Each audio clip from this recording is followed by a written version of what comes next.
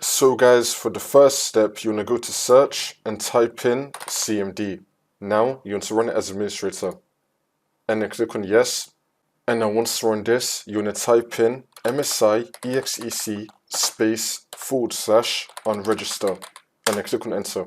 Now you want to type in MSI exec space / reg server and then click on enter.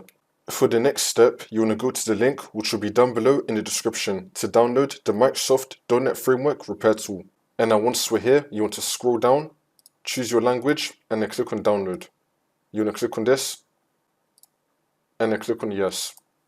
Now once this comes up, you want to tick the box, I've read and accept the terms, and then click on next.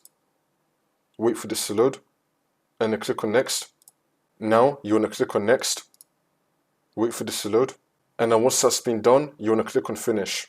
Now for the last step, you want to restart your computer and this should now fix your problem.